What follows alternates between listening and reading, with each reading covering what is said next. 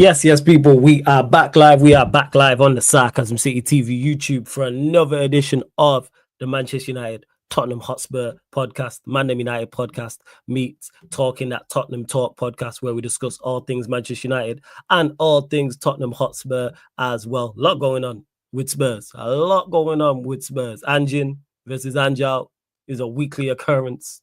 It's a weekly occurrence. It's a match day by match day conversation. Pre-match, during the match, and post-match as well. Spurs terrible. I watched the game. Spurs terrible in their 1-1 draw versus Rangers. As for Manchester United, comeback win versus Victoria Pilsen in the same competition, which actually that draw helped Manchester United leapfrog Spurs and Rangers. So you know what? Shout out to Spurs and Rangers for doing what needed to be done to allow United to climb above them in the Europa League table. But big up to everyone that's locked in.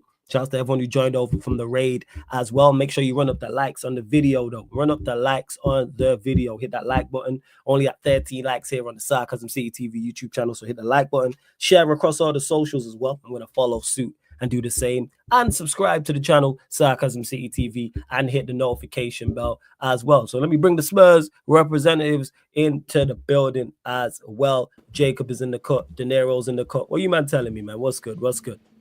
Hello. Happy Friday, everyone. Happy Friday. How are we all doing? I'm good, man. What are you telling me, Jacob? You blessed? Oh, too blessed, too stressed. I would say too blessed to be stressed, but you know what? I support Tottenham Hotspur. Best. De Niro, what are you telling me, fam? You good? Yeah, bro. Come on, man. I don't know if man's been here since the Chelsea game. I haven't, innit? No, I don't. Wait, have you? No, we haven't. We haven't. Oh, yeah, because the Chelsea game was the Sunday, wasn't it? Yeah. The Chelsea would have been the Sunday and then Rangers. Yeah. Oh, geez, we got hella to discuss. Yeah, It's dark out here, man. It's dark out here. So. It's dark out here. Yeah, I'm charging my light battery as we speak because it's about to get darker. You know what? We'll start there since you mentioned it, De Niro. The Chelsea game, 4-3 loss to Chelsea at home. Talk to us, thoughts. Bro, yeah, it's dark, man. That, bro, I thought, listen, I can't lie, man. I sipped the Kool-Aid when we were winning 2-0, but then I had to come to my senses, bro. I said, you know what? When Solanke missed that little tap in, I said, yeah, bro, these men are gonna come back, bro. And one of the main shouts I just want to do straight away, bro. I'm just gonna start this straight off, bro. Basuma, I did this on Mud Brothers the other day. Basuma, you're an absolute wallad. I just want to say you're a wallad, you're an absolute skunk, bro. I don't know what the flip was going through your mind. What sort of flipping... Bro, I don't understand how... You see Caicedo running away from goal, by the way. Not to goal, away from goal. You just decide, yeah, I'm just going to put in a little slide tackle for the Bants. You know what I'm saying? And then, bro, you just go slide, man. Bro, you didn't even get nowhere near the ball. Bro, you're an absolute wallad, bro. Like, I can't lie, bro. Forget even the Saar one, bro. It's the Basuma one that really paid, man, the most.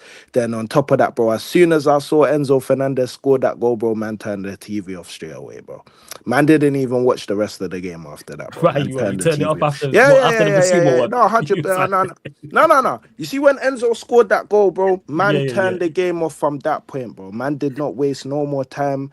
Man didn't want to waste time on my life, bro, watching these guys do what they do best. So, bro, man said, you know what? Let me save myself the stress, because last time, bro, Spurs did this to man, bro. Man broke my laptop, bro. So, man thought, you know what? Let me just calm down. Man's gonna go upstairs, watch a little Netflix. You know what I'm saying, bro? Call a little shorty. You know what I'm saying? Have a little conversation with her. You get me, bro? So, yeah, bro. Nah, it's dark out here, bro. It's dark out here, man. I said, yo, I seen Enzo score that goal. I was like, that's it. It's a wrap. You know what? Fair enough, man. Fair enough. Jacob, what you're saying? Because I actually forgot this is the first time we've spoken since that game. So your thoughts on that game in particular?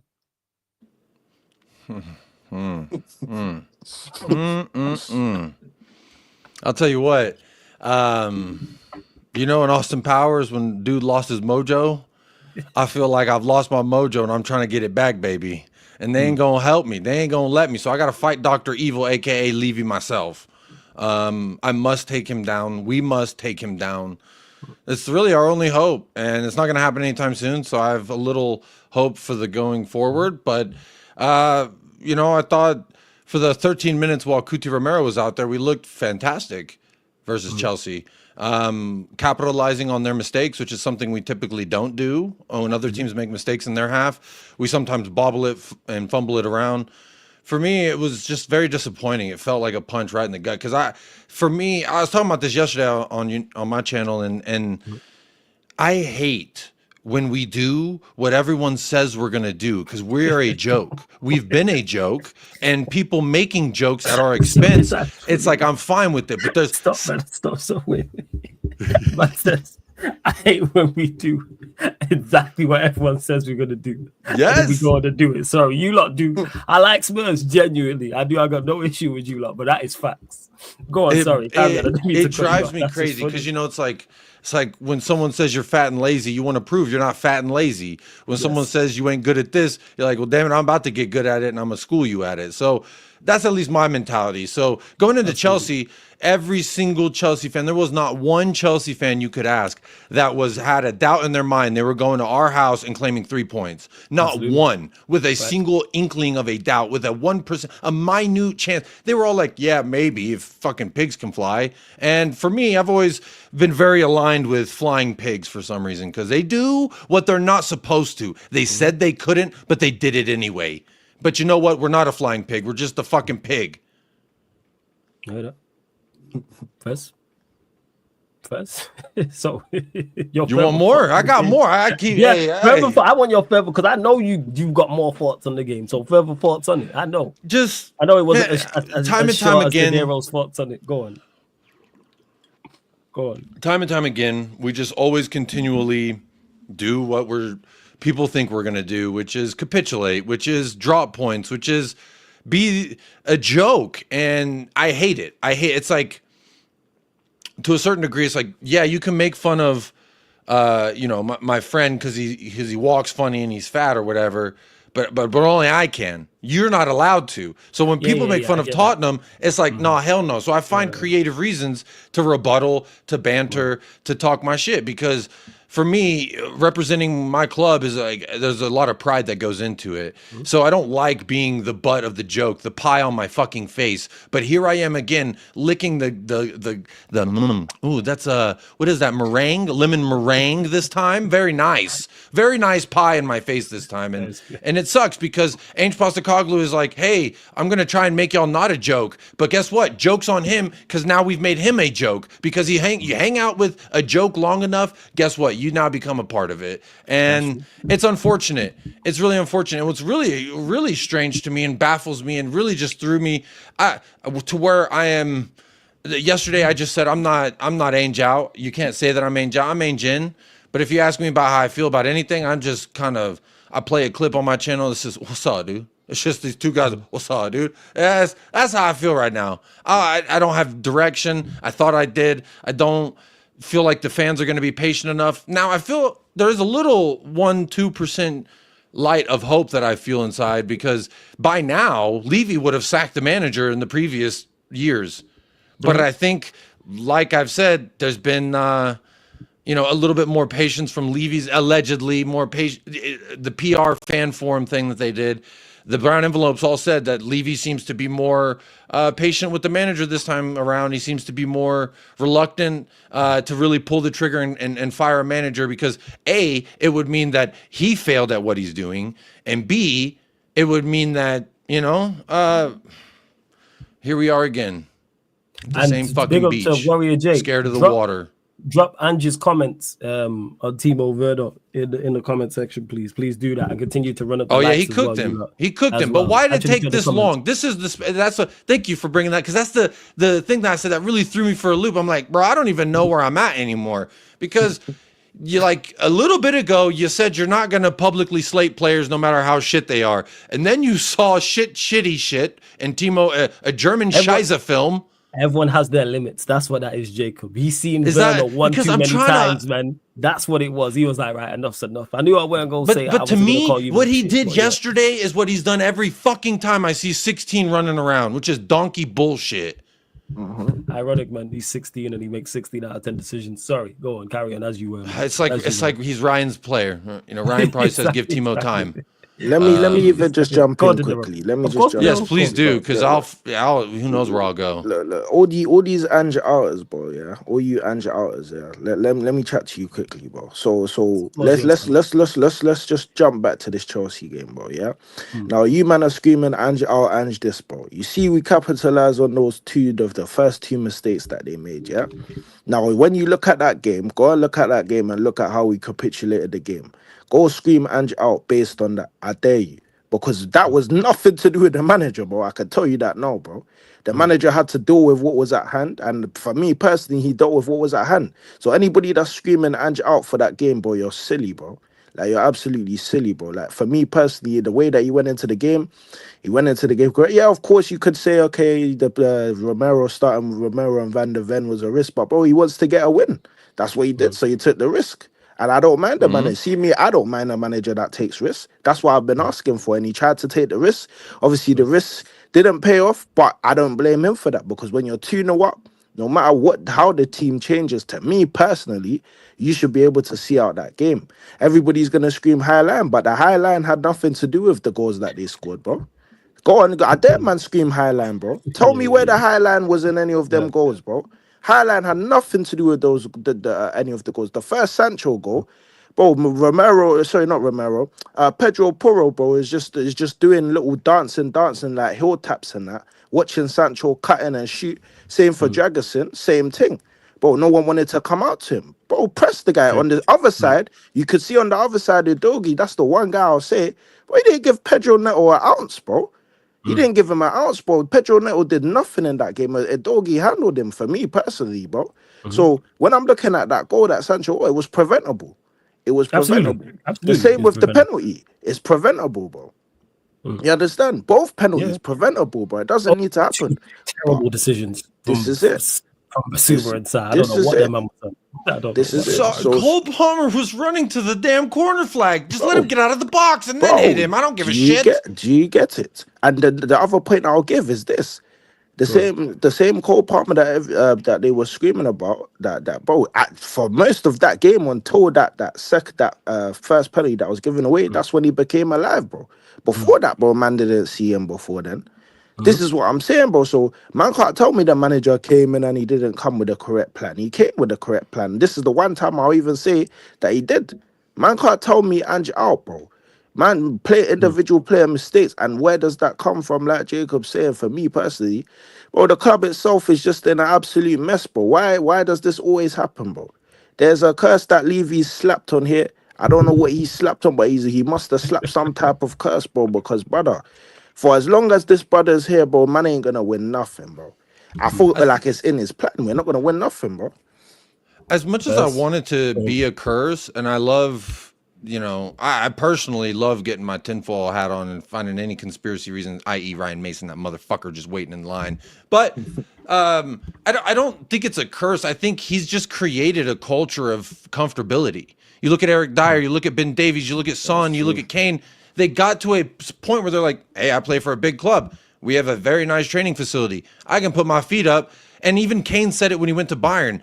I'm here, and if you don't win, they're on your neck. Whereas we could lose a game, and everyone's fine at the office. Whereas the fans, the board, the managers, the damn walls at Bayern Munich scream at you when you draw or lose. But at Tottenham, they say, hey, it's okay, buddy. Yeah, you need a teddy bear with the Tottenham logo on it, make you feel better. We got a few of those. My daughter has one.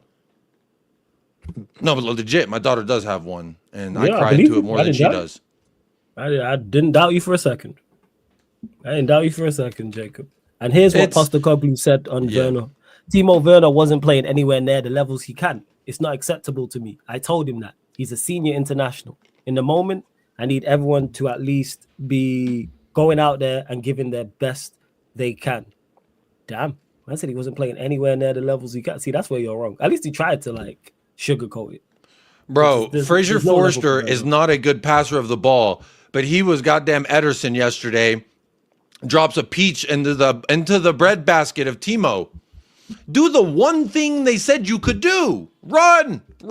And he does, but he kicked the ball out of bounds. Dude, the closest guy to him was fucking 10 yards away. There was no pressure. It was just you, the ball, and grass. Now do what you've done since you were a little fucking kid. And that's what's so weird for me. Is like, you've been playing this sport your whole life, and for some reason, at Rangers away, at every match you've ever played for Tottenham, you look like this. How the fuck do you look like that when you've been playing football your whole life? That's him. Timo That's Werner. just him. He's just Werner for you. We watched him play. We've watched him play before. We know what you getting. But I liked him at Leipzig. He was good at Leipzig. Before Chelsea bought him. I thought he was good. You watched it, and then you watched him at Chelsea. And you thought He he was put like 24, 25 goals. Yeah, well, then I saw him in the Premier League. I was like, clearly that's just not translating well to Bundesliga to, maybe those schnitzel lederhosen wearing motherfuckers are easier to run past than the tea drinkers. I don't know. He's just not good. Like, that's it. Like, that's why I didn't understand why not only did you loan him He's once. just a sprinter. He's just a sprinter. He's a runner, he's a track star. That's what he is. That's why I don't get why you gonna. Bro listens to Taylor Swift on the game day. I don't mean to judge anyone for their music taste now, but bro, how the fuck do you get hyped up to like sorry next or say hello to my boyfriend or some weird teeny bop shit? Maybe that's his. Well, he needs new music because whatever's hyping him up is making him a piece of shit. And not like as a human. I'm sure as a human, he's a lovely chap who'd cook you the best bratwurst. Hey, bro, listen, man. Hey, sorry, bro. Man, hey, listen, as a human, he can be anything. Man doesn't give a toss, bro. I don't give a toss, bro. He can, bro, that guy is dead, bro. Man should cut from man's club straight away, bro. If I see man, I'll uppercut, man, bro. I'll airlift man's jaw ASAP, bro. I don't give a toss, bro. Man, I ain't trying to hear none of that nonsense, bro. But hey, listen, look, put it like this, bro. Y'all, how can a man, look, bro, don't get, bro, I'm gonna, listen, look, how can a man, bro, a man's 5 yards out. I'll never forget this, bro. I think it was against Newcastle, bro. I just said, bro, how can a man not know how to finish like this, bro? Put that in front of a little nursery youth. Bro, just put him in front of the goal 5 yards. It will bounce off of him. It will go in the net. But when it's Timo Werner, no, bro. It just can't, bro. I don't understand, bro. Like, man just panic when they get in front of goal. I don't understand what it is. Like, the guy just gets me angry. And then when I was arguing about it, man was saying to me, yeah, you can't get angry about a player that's dead. Yes, I can, bro. Because, bro, I'm looking at myself here in my room. I'm saying, blood, if my man's there, why are me and Jacob and Flawless not there, bro? We should be there. Man say, yo, it takes this much to be a professional footballer, but man like him can't even finish his dinner. 5 yards, 2 yards out of the goal. Bro, when he even scores, bro, it's rebounds, boy. This is not basketball, bro. Man are scoring rebounds, bro.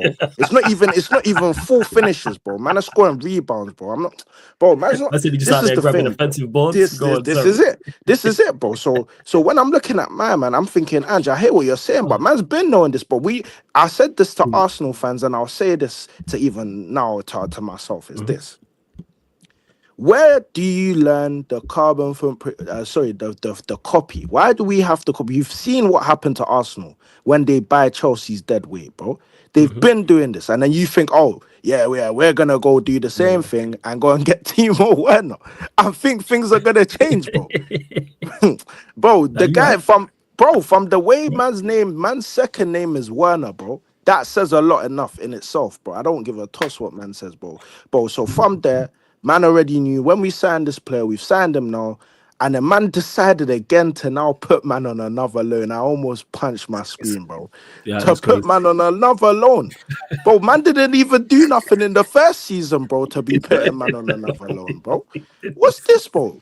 Like, I don't understand. Man, I got what Ange said yesterday. I saw it last year. We all were saying it last year. It's like, why did it take this long for you to realize he smelled like shit? Brother, hey, man said he did not into the first bro. loan, 2 loans, bro, and man know, and the reason why they made it loans is because you know he's dead, and that's why you don't want to even, because you know man will outrage, bro. So man are trying to put man on another. Well, you loan. know we got his wages down. Not his wages, but the wage structure, the way we were paying. Know, because we restructured the buyback clause, the buy option. We restructured the wage structure. So like it was a typical Tottenham Hotspur, Enoch, Daniel Levy. Oh, we could get that guy who started for us a few games last year, but on cheaper wages and even a less than 50% release clause. Fantastic.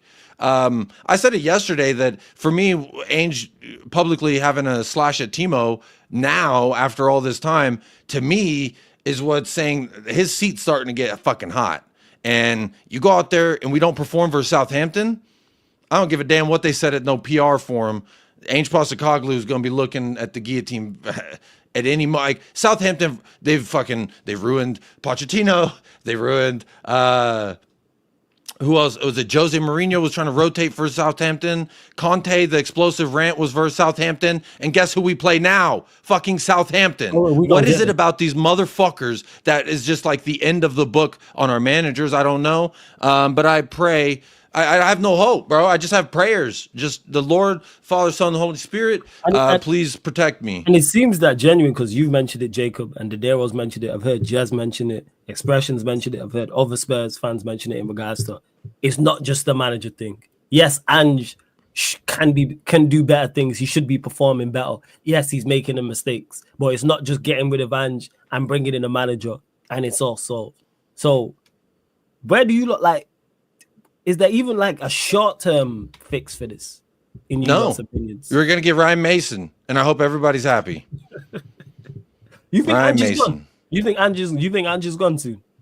I think we don't, bro. If you don't, I think even a draw versus Southampton, and it could happen. I think a loss versus Southampton, I'm about 80% sure it happens. I'm about 50-50 if we draw. If we win, I think we're going back down to the 20s and 30%, and that's just my personal estimation of the waters, because it's like typically when a manager, you know, and I see Rob Frank, you know, he said he was publicly not going to criticize players, then he fucking does. And it's just, you can add it to the list of things that he says that, you know, a week, 2 weeks, a month later, he says something a little bit different. To me, it seems like he's a man under a lot of pressure, scrutiny, and he's fucking stressed. The press conference today, he seemed like he was fucking, he was pressed. They were pressing him about the Timo. He's like, I'm not going to, he doubled down. He said, I ain't holding his hand. I like that personally. Shout out Ange for today's press conference, because it gave me a little bit of juice back. Like, yeah.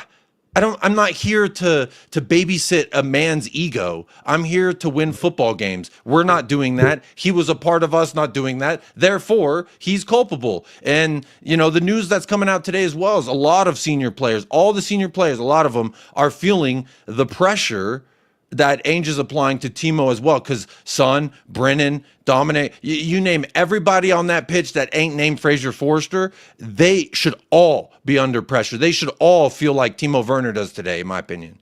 And I'm sure Ange feels that pressure too, because again, like people have always said, oh, I'm a Ange cultist, I'm a happy cloud, whatever adjectives they want to give me, I don't care, because you can't talk shit as good as me. So if you could, here's the link and please join me. But you won't. And they'll say all these things, but yet, you know, I always criticize the substitutions, the timing of subs, these players, like Son. I'm wearing my Son shirt. Yeah, that's my favorite player. He's our best player.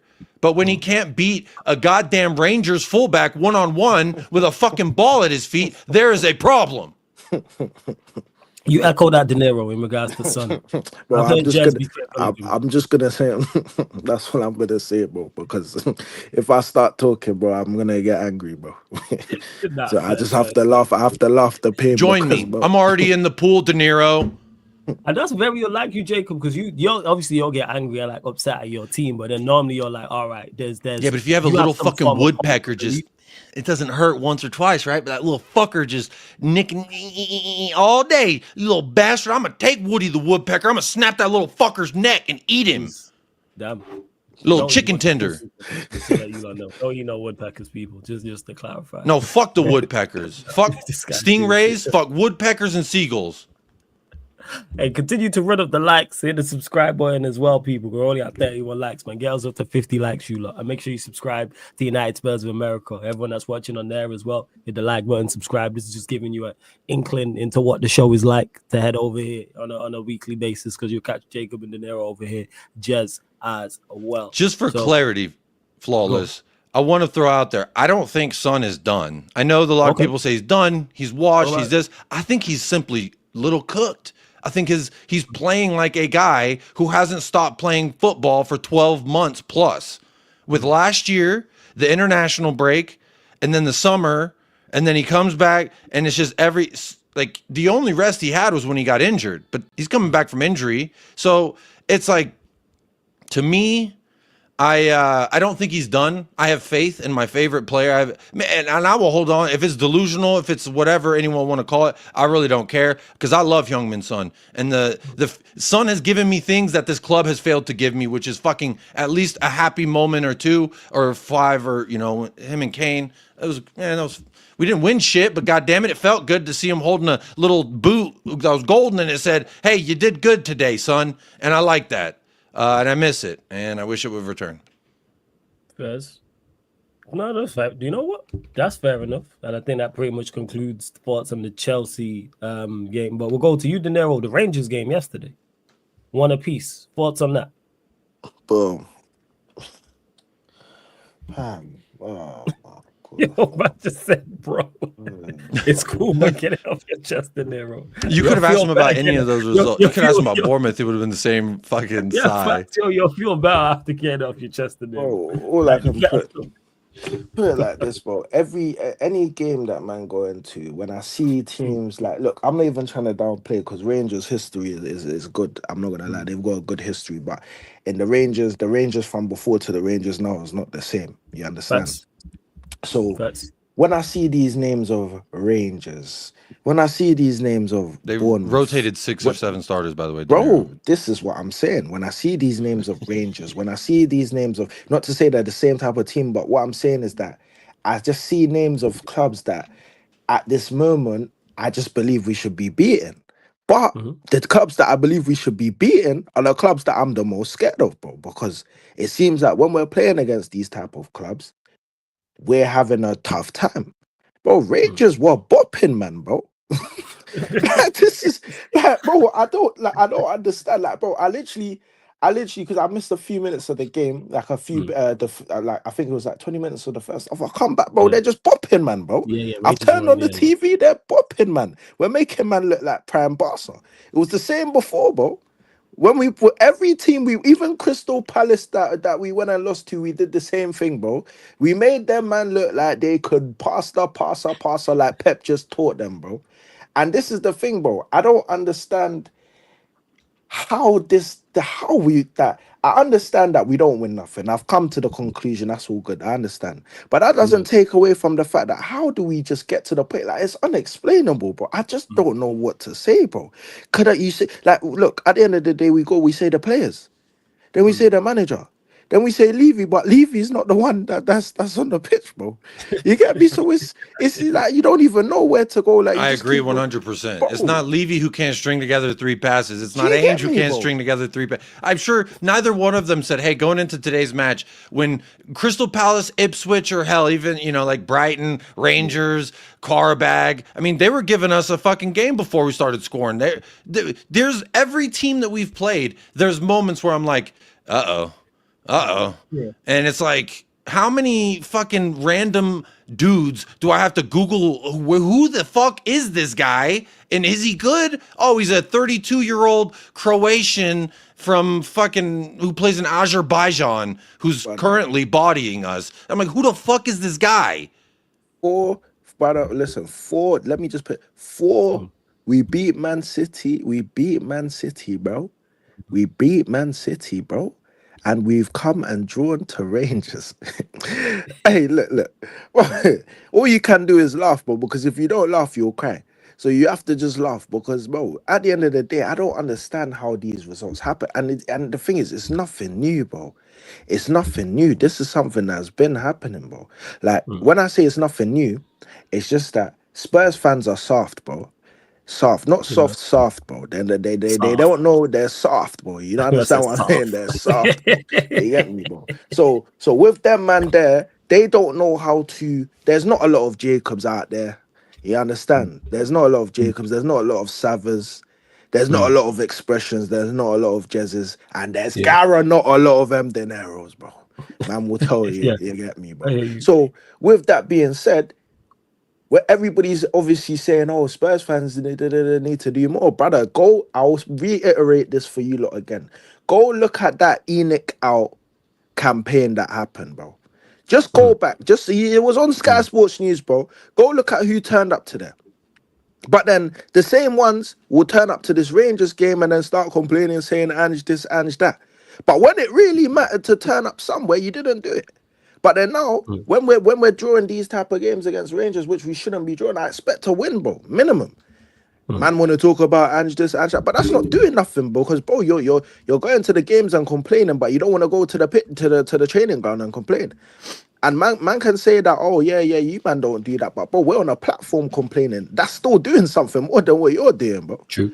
Man are going to games, wait until the game day and complaining, and then the week goes, you don't complain again, bro. If we get a win, you'll be happy and start screaming, yeah, what a win. Spurs are doing this and that.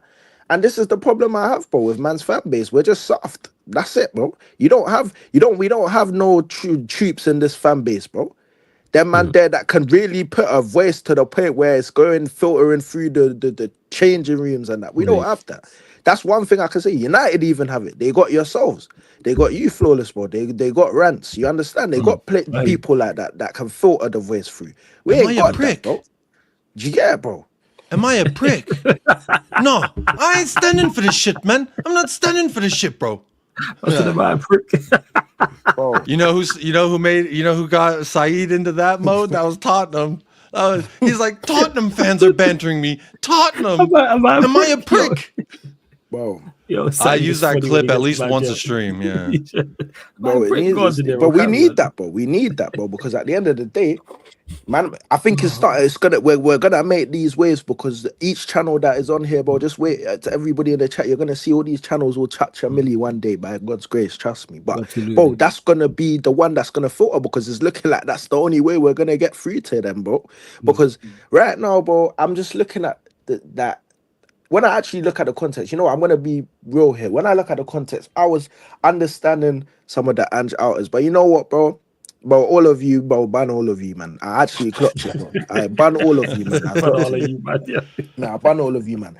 Obviously, big up Sava. I know Sava's Ange out, but bro, I can't lie. Even you, bro, I can't lie. You're my guy, but man's gonna have to say that to you as well because I know you're Ange out as well. But bro, the reason why I say that is because Ange, for me, brought a style of play, and I'm not even a style of play man. I've even said I just want trophies, but bro, he's brought a style of play, and then it's got to a point where I'm actually just looking and I'm saying, bro, is it really my man, or is it just the players that man's using, bro? Because when you look at the players that we've got, bro, he's trying to. That I've seen teams like Bournemouth do it. They don't have as good players that we do, and they're still performing. So why can't these players perform? They're playing a style of play and it's working, bro. So why can't they do that? When I really look at it, bro, and I'm looking at the outlay, really and truly, bro, this shouldn't be a problem for these players. No matter whether we're playing a high line or whatever line he wants to play, bro. It shouldn't be a problem, bro. Yeah, if we come against certain teams, they can work around it to maybe make it a difficult game for us. But, bro, it shouldn't be a problem like this, bro. These players are good enough. Reiterate, good enough. Not good enough. Yeah, to be able to beat Rangers, bro. You understand? Do you understand? To beat Rangers, to beat Crystal Palace. Why are we giving Crystal Palace their first win of the season? Why are we giving Ipswich their first win of the season?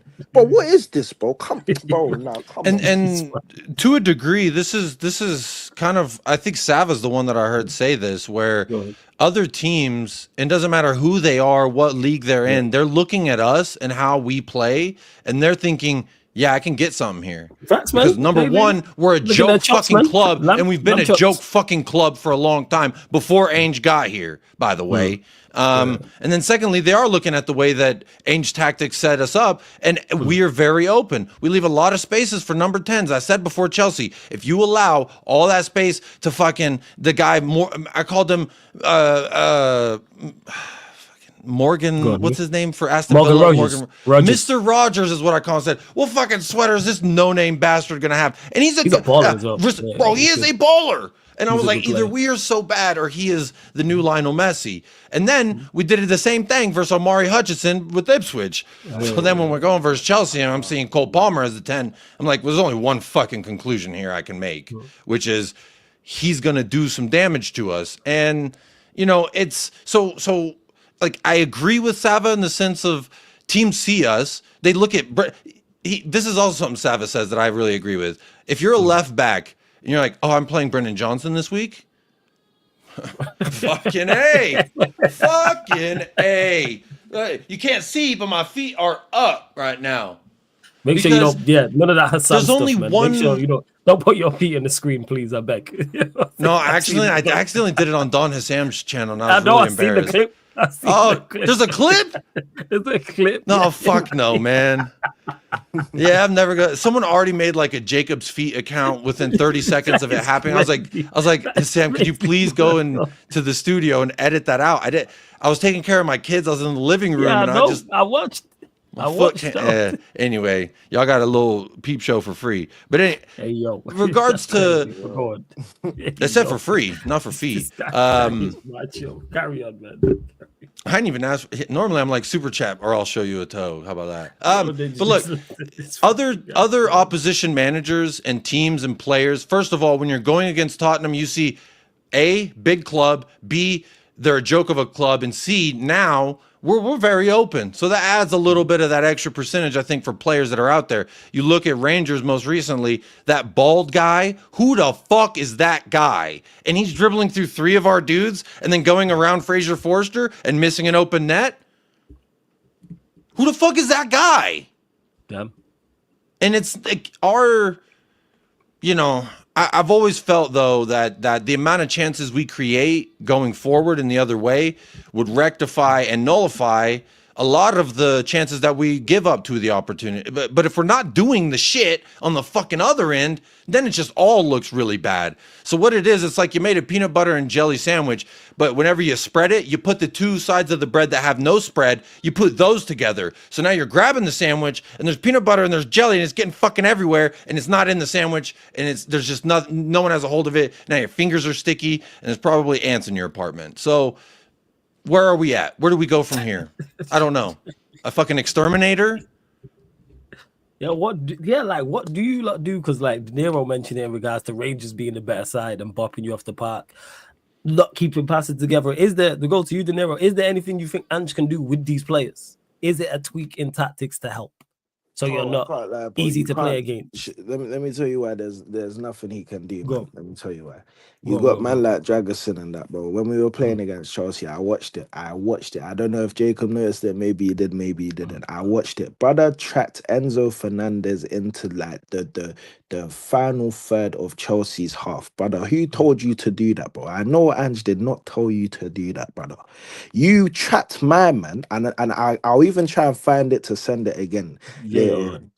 You tracked your centre back, bro. By the way, you're not a midfielder, bro. You're a centre back. I just want to, and I know that there was no way Ange said track this guy into the final third of Chelsea's half, bro.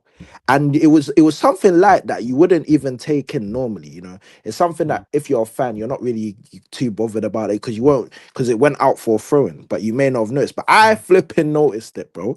And I said, bro, in that case, what you've just done there, if now that ball didn't go out for a throw-in, you have just left a massive hole in man's defense, bro. If they were to now counter, man, because we'll be pissed. And I just thought to myself, bro, no manager's telling you to do that. If Ange told you to do that, then sack him tonight. But I know he didn't tell you to do that, bro. You understand? Then it's another thing of where in Ryan Mason might have, for all we know. We don't know. Who knows, bro? Who knows? Because Ryan Mason said, "Don't look up when you pass it. Just fucking cross it in. Just swing it in, bro. Don't look." This is the thing. Why? If you look, you're getting penalized. Ryan Mason can put that input. This is okay. Maybe if I was to give a criticism, let me say this. I would say if Ryan Mason is putting these type of inputs and Ange is just letting them get away with putting these inputs, that's my criticism. I'll be real. Because as a manager, bro, you can stop all of that. I've been in training grounds where the manager has a dead coach and he doesn't let my man chat at all. So if you bro, he will tell my man, he will tell that coach, go pick up the bibs or go set up the cones. You understand? Yeah. So if you really have that, because I know if it's Conte, bro, I know he did not listen to Ryan Mason for nothing, bro. If that's Conte, bro. Conte did what Conte wanted to do, bro. You understand? So for me personally, as a manager, bro, if there's any criticism I'll give, if he's letting these man give this type of input and letting them get away with it, knowing they're putting this input, because one of the questions I've had was the corners, bro. You understand? The corners have been an issue for me where why can't we just do the basic defending of corners? Forget all that zone or whatever manager. I don't know if they're trying to do something. Can I ask you something on that note? Yeah. Do you feel safer with Fraser Forster in goal on a set piece in corners? Because I do. Bro, I can't lie. You know what's funny? I have to publicly apologize as well, because I tried to say that I don't know that I couldn't do what No, I can't. He's good. He's a professional fucking athlete. He's a beast. He's a hoss for a fucking reason. He's a dependable professional goalkeeper. So I'm sorry, Fraser. I'm sorry. Forgive me. I do, but at the same time, let me just say this in defense a little bit of Vicario, yeah? One thing I've noticed with Vicario when we first signed him and it was that Brentford game, yeah, I've clocked he can be a very shaky keeper sometimes. When I say shaky, as in he looks nervous. When he's nervous, when he looks nervous and the opposition team smell that nervousness, I feel like he just falls into that trap and then he continues in that manner. Now, when you've got a keeper who's good but goes into that type of way, for me personally, when we're on corners, you already know this guy is a nervous guy. So why the flip would you let man just stand on, man? No one wants to protect the keeper, bro. This guy is already a nervous wreck, bro. And then you're just leaving, man, to stand there on his own and the man are telling him, be tough. But we already know he's not tough, bro. So why don't we do the simple thing? Put a centre-back on the line. Forget the zonal thing or whatever man are trying to do. Put a centre-back on the line to defend him, bro. Like, man, seen numerous times where he's standing on the line. It happened with Ben White. Ben White's standing in front of him. No one's protecting him. Bro, they've had a corner. No one's protected him. Ben White has kind of just nudged into him. And, bro, and from there, my man's already dropping on the floor. But like I said, he's a shaky keeper. So he's already nervous from that point. So why can't we, like I said, just do the basic defending, like what everybody's done in Sunday League? I'm sure it's flawless. You've done it. Jacob, if you've played, you've done it. If your manager tells you, oh yeah, go protect the keeper, stand on the man that's on your keeper, protect the keeper at all points. Everybody's done it. I've done it. And I'm even like 5'6", bro, and I've flipping done it, bro. So, man, but also, maybe the keeper, just listen to the keeper saying, hey, bro, somebody get this fucker off me. Bro, and James Maddison, the only one that wants to step. It's weird. All heard that. Hey, but I do want to add some context to it. The set piece thing. Even if your goalkeeper's good, you can still protect your goalkeeper. Even if your goalkeeper's exceptional at coming for crosses, you don't let somebody stand on the goalkeeper. We're the only team. The fact that he's not good and like in the Premier League though, we've only conceded 4 set pieces this year. Yeah. Since it was an issue last year when we conceded like something crazy, like 12 or 13 in like 20 matches, something crazy like that. Ange said, it's not a problem. If it was a problem, I've diagnosed it. And then at that point, we didn't concede again until Arsenal this year. No. So to me, but we also, what we did in the summer is we changed our set piece coaches, I think. I thought I heard that we did, but again, I'm pretty sure it's still right now. We did. We did. Would you say that was down to, so obviously he managed to do it well. Would you say that was down to, the keeper, him making the keeper improve, or just better defending, bro? Like just better defending. I think it's well after he said that players started surrounding Vicario more and kind of barriering him, if you will. Yeah, so better defenders, better defending. Sorry, apologies. It was just for me that whole time when Ange said that. Sorry, Jez, I just want to say this, and I want to say what's up to you. But bigger. So Ange said it's not a problem. If it was a problem, like we shouldn't be working on those in training because like we should be working on the other stuff, is kind of what he alluded to. And a lot of people have used that quote to bash him over the head with, but then we've only conceded 4 this season in the Premier League. So I see it as like an example where Ange says to the press and shows storefront, but behind the scenes and where they're making the actual sausage, things are different. They're not what he's saying, and that's clear. Because how else would he be contradicting himself in all these different press conferences if he wasn't actually? If you're being authentic and genuine, you remember exactly what you said. Therefore, you don't publicly contradict yourself. You publicly contradict yourself when you're doing the whole white knight thing. He's doing the whole, I take this. I take Timo. I take Brendan. I take all these players. I take Bergvall. Archie. Yes, yeah. Even though I know if you add contextual evidence and any kind of critical thinking, you would know that this 400 million or 300 million price tag they love to say Ange has, it's not Ange. That is our fucking club buying players. And just because the prices of players are inflated now doesn't mean that they're somehow backing Ange more. Like Solanke would have cost you 20 million 5 years ago. Brennan Johnson would have cost you 15 million 5-6 years ago. The prices are up. Therefore, our record spending is up. But everybody uses that. Oh, well, we've never backed a club like we back Ainge with 400 million. Okay, did we back Joe? Was Joe Roden supplying Jose with what he wanted? Gedson Fernandez? I could keep fucking going, but we know the names. Vinicius Jr. Yeah, he said that's my kind of striker. Fuck out of here. So this club's always going to do what it's always done, and Ainge is not. He doesn't get by because he's Ange Postecoglou. If they're fucking treating Jose Mourinho a certain way and you have a lesser pedigree, a lesser known stature, you think you're going to get better treatment? I don't see that correlating in my opinion. But this is just to go back to the whole point of the set piece. Ainge was taking that head on. He says, this is my thing and it's not a problem. It's kind of like, if my wife and I are arguing and we go to a social function and people are like, yeah, everything good with you and your wife? Everything is fantastic. Everything, when I go home, it's going to be filled with love and joy. Geez, I cannot wait to get home and hug my wife. But when I get home, I know she's going to throw a shoe at me. So it's like, yeah, you probably do I say that to people though? Do I tell people what's going on behind closed doors? No. As a man, as a leader, as the head of the house, you say, we're good. And if we're not, it's all my shit that I'm working on. That's what a man does, in my opinion. And I would do that for my wife. Shout out. Big up to Serge for the super chat. Appreciate it, Serge. I know I got to this late. Says big up, Flawless. Hit the likes and subscribe, people. I appreciate Serge. Good to see you in the chat as well. Run up the likes as well. We're even at 50 likes. Get up to 50 likes. Hit the subscribe button. Jez is in the cut as well. Yes, Jez. What are you telling me, man? You good? Bro, I'm good, man, bro. I'm tired. I'm tired, bro. Like, I did something this week, man. There's more challenge than watching Tottenham, man. It's looking after my knees, man. Jesus Christ. Jesus Christ. Welcome I'm to Uncle exhausted. Duties, fam. You know what I'm saying? Bro, I didn't even know if I was going to man. make it.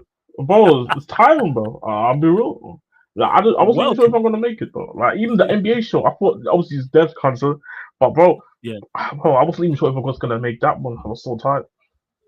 Well, but yeah, I'm good, man. I'm good, man. I'm been chilling. Hey, what's that, Jez, with the Chelsea game? Because we've not spoke. Obviously, this is the first show since that. So the 4-3 loss at home to Chelsea. Thoughts on that? De Niro and Jacob have already give their thoughts on it. And but I can't lie. What are you saying? I'll be so honest. That game's already out of my memory. I'll be so real. Like, bro, bro, no, it's one of them ones. Is when you play a game and you just like. Just get it over the line with, like, just get it out of my head. Like, I'll be honest. So I'll be honest. It's just to be honest. I expected worse in that Chelsea game. Like, I didn't expect us to go up 2-0 the way we did. Yeah, I didn't expect us. You showed good fight. I felt like the team showed good fight in certain aspects of the game. Mm-hmm. But it's just the things that let us down. When you look at the goals that we conceded, the penalty, specifically. Yeah, I can't believe that. That is horrendous. And again, what did I talk about? And this is something I want to talk about again. It's like what I keep want to talk about is that why do people always ask me why do I go after certain players about in a certain manner I do. Mm-hmm. Because ironically, we had literally 2 days the discussion before that, where Eddie asked me the question, "Yo, Jess, why don't you rate Bissouma as much? Why don't you rate Maddison as much?" Mm-hmm. And I always say this, man, mentality. I think these are guys. I think these are guys who can hoop for a team when everything goes well. But when we're in the current situation like we are currently finding ourselves in, can I look at these guys truly in the eyes and be like, yo, I can trust you for us to carry us or help us win these matches? Like, there's I'm talking from last season even, I can go to where I think of so many matches where I saw Bissouma, for example, against Man City away last season when we drew 3-3.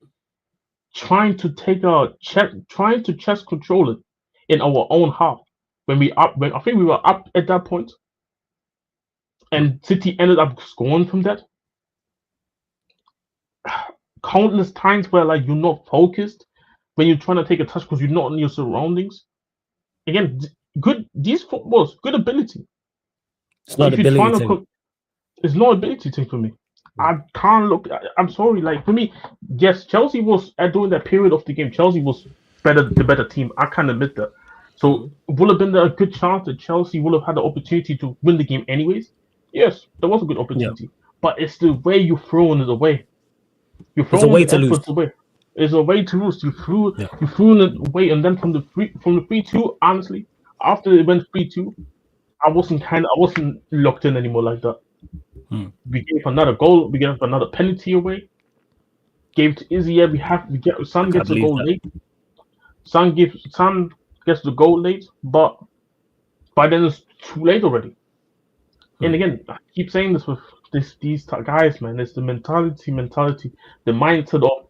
I'm not even saying that man needs to have a mentality of like getting us to win the Champions League or the Premier League. Oh, just be able to have the ability to just stay locked in. Too many times I feel like there's players out there who consistently fuck up in certain aspects of things and through all the game. Like, ironically, our best player of the season, Kulusevski, for example. There's games where he has bad games, yes, but he's not necessarily been, even in his bad games, I don't look at Kulusevski and think sometimes you are net negative. And then, like he was the reason we were bad. Whereas it's usually, sorry, Jez, I do agree with you. No worries, Jacob. No worries. The games, the only games that Kulusevski was bad is where literally everyone else was also shit.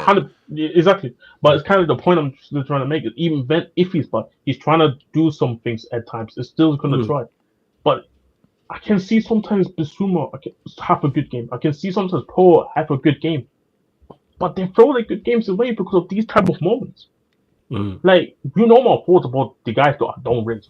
So it's I kind of like my expectation is already low, but that right there, that penalty that he gave away, for me that was like I was already cool that we're gonna sell him next summer because he has only 1 year left in his deal, and we need to make space if we want to bring new players in. But after that, you would need to show a crazy switch in form to make me even believe that you can actually have a future here at the football club. I'll be honest. It's one of them ones. It's one of them ones where like I keep getting proven right. We have not seen a Bissouma since the Luton record.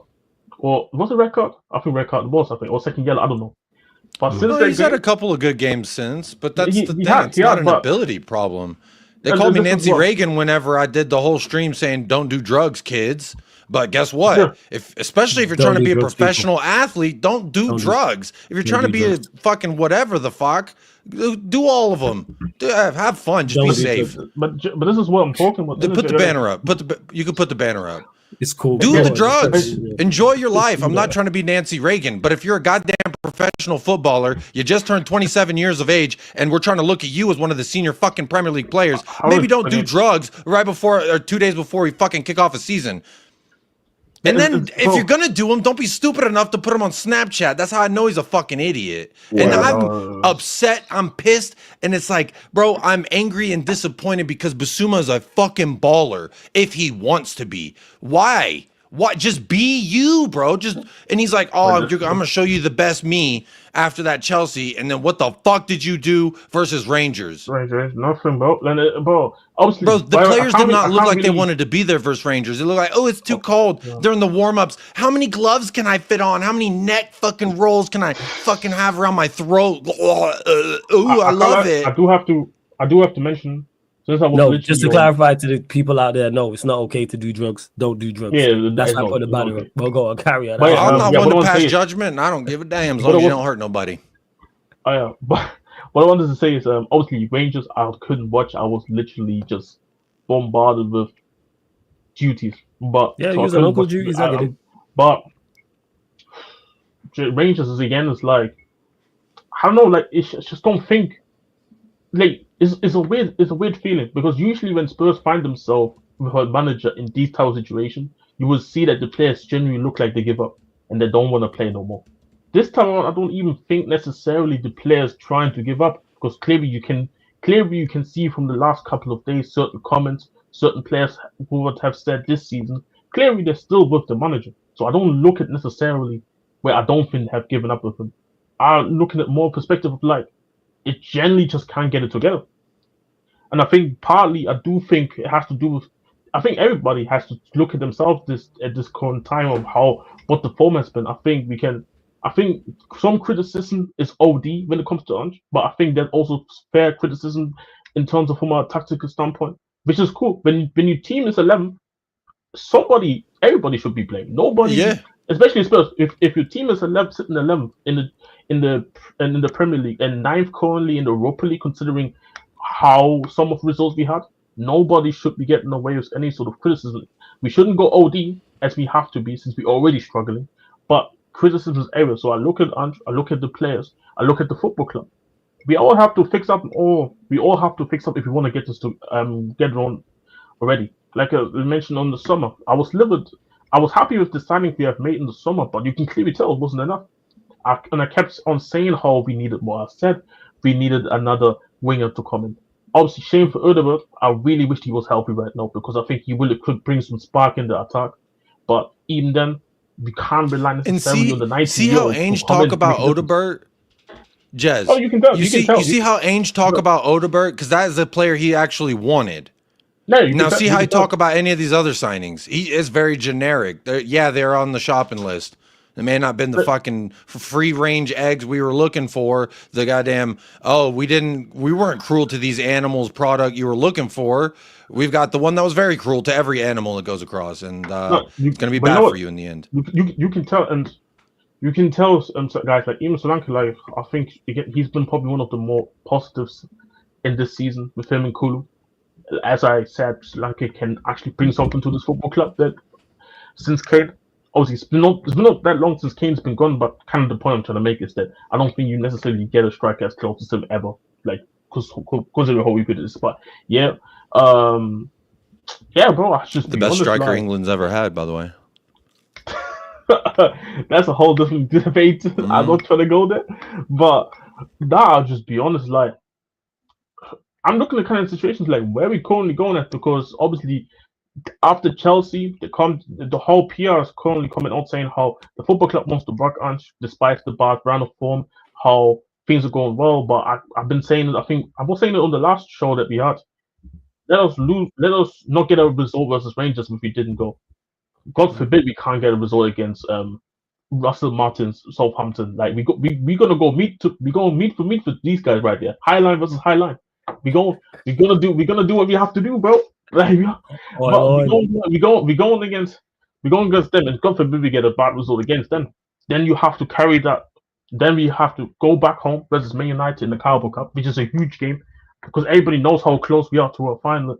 As I've been speaking about, there's 2 games away from a final, and in the final everything can happen. To be honest, so huge game, and then you have a game against Liverpool, who has been probably top 3 best team in the world, not in the league, in the world. And some may argue they are the best team in the world. So this 1-2 week period can get really ugly. And I always said I'm never been somebody who's convinced of. I would say talk is cheap. It's easy to say that. It's easy to say you want to back him when if things don't go bad. You want to say that, but then I also have to then see it. I have to see it how it goes and how their reaction is. Or are you going to be just flip flopping from your reactions of what the club is putting out? Again, I don't know. We will see. We have to see. Like all I've been talking about the whole time. I have dozen amount of debates about Ange, about the football club. I can't lie. I'm exhausted, bro. I'll be honest. Like it's just tiring. It's tiring because it always feels like it's the same thing every season. Same conversation. It's the same conversation, and we talking about the hiring firing model. I'm not against the idea of the hiring firing model. But the reason why I'm struggling to see at Tottenham trying to make it work is because when you're trying to have a hiring and firing model, you need also the right top. You need the people in the top to actually be competent enough to actually produce that model. But this is the issue. We don't have that model to do the hiring firing. If we don't have if our football director is going to throw in some kids and then some random guys that we don't know.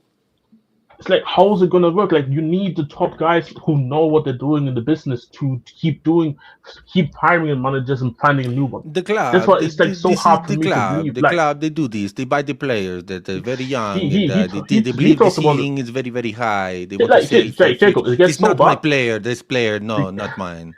It gets so bad. Even Lo Celso, I saw quotes today from Lo Celso today talking about how, but pretty much back in Romero, what he was saying is that Romero wouldn't say these things for all the reason.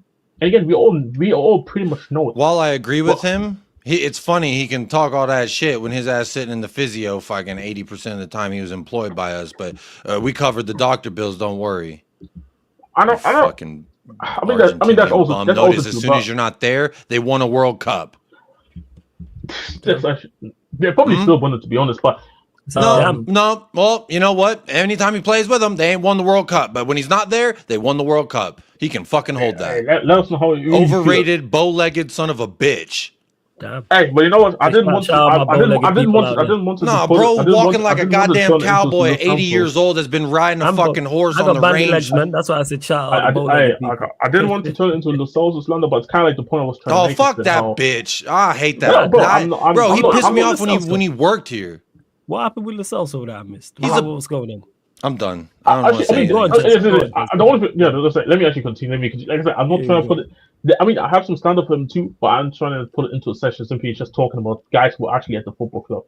But yeah, like I said, man, it's like you guys know my thoughts about the whole situation in terms of how if we were to get sacked, let's say because of the bad run of results next coming up, because the fan pressure is going crazy. I'm not necessarily gonna sit here and cry about it because I never cried about a manager leaving the football club.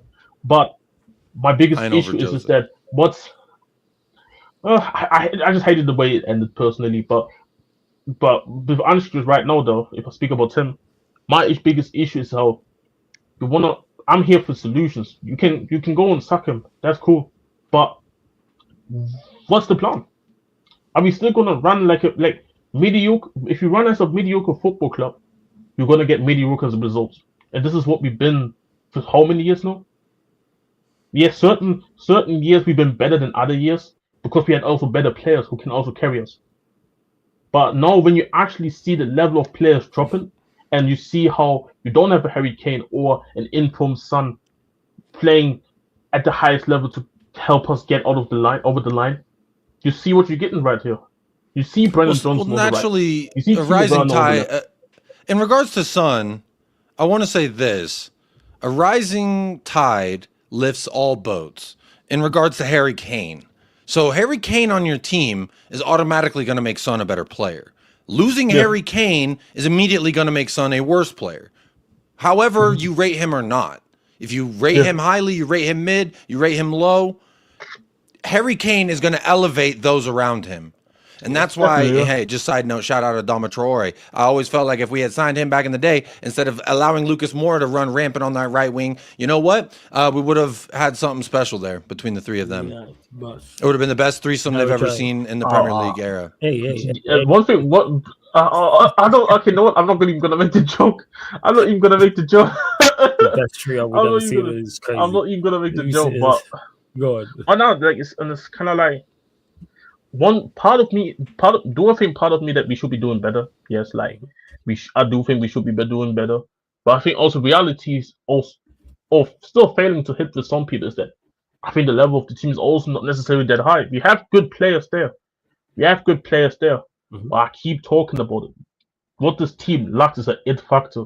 Kulusevski, he's playing at a very high level, but this is like this is the first season he's actually playing really great consistently since he joined.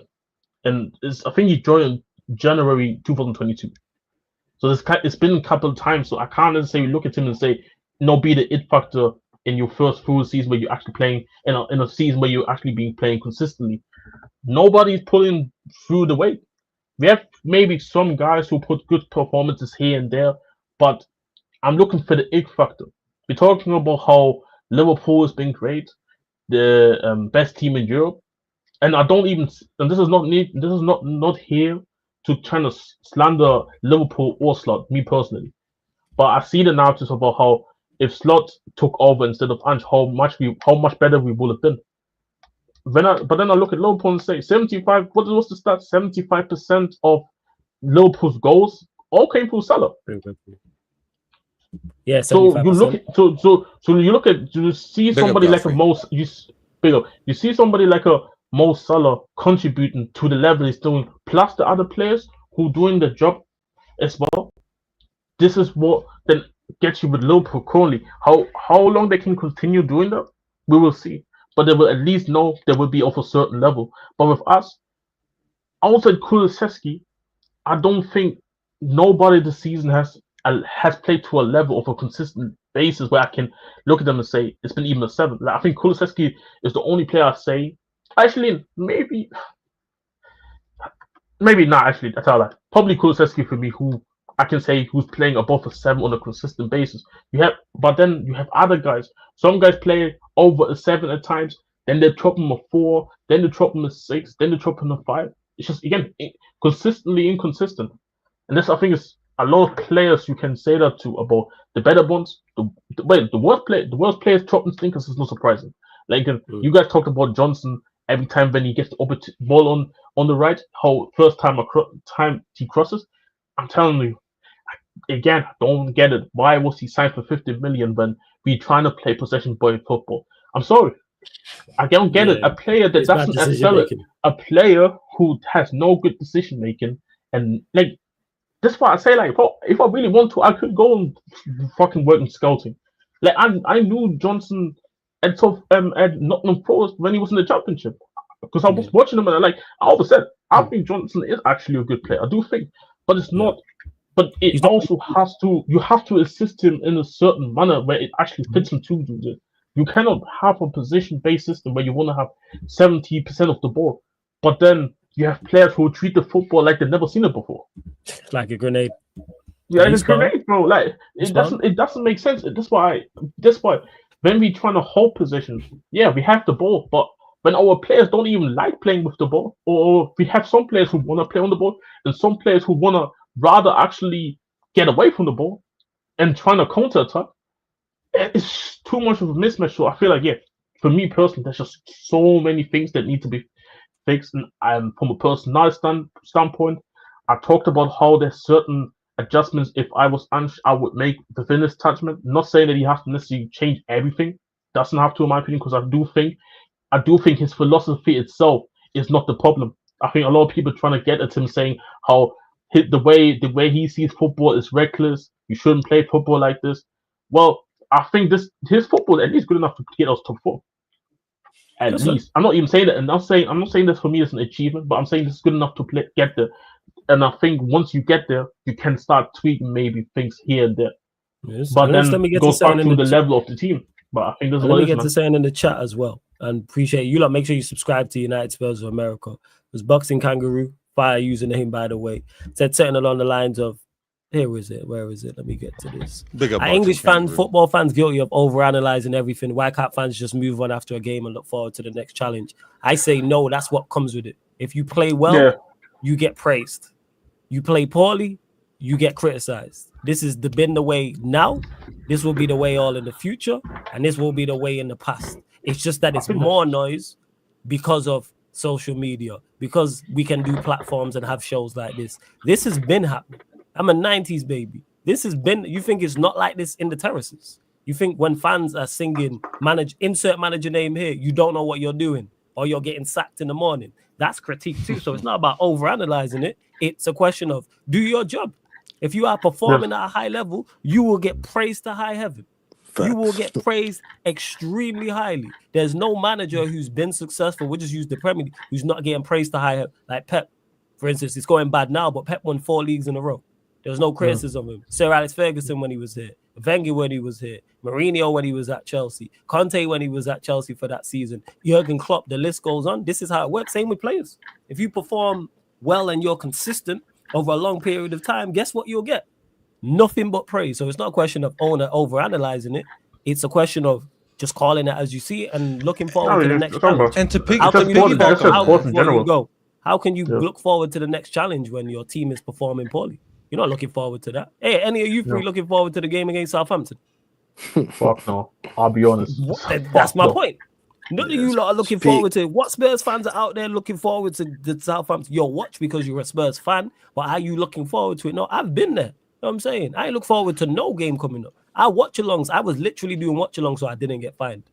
To piggyback on your point there, I do agree with you in a respect. Like accessibility to global criticisms now is so readily available. You can find anyone anywhere in the world in 30 seconds what their opinion is.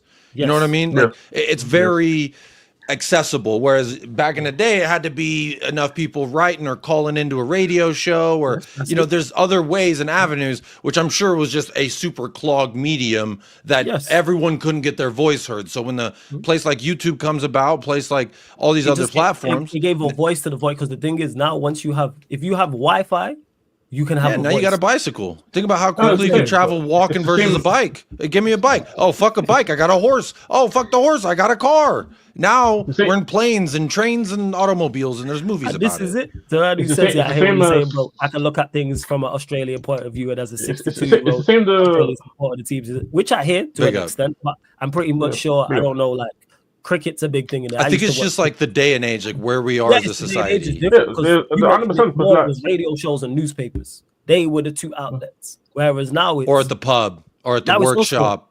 It was for all in different places right now. Literally, you know what I'm saying? Literally. Nero's in London, Jez is in the Midlands, I'm in the North, you stateside. This couldn't happen 5-10 years ago. But now we can all be here talking about Spurs and whatever else is going on. And to you in the chat, you're in Australia. You're over the other side of the world from three of us.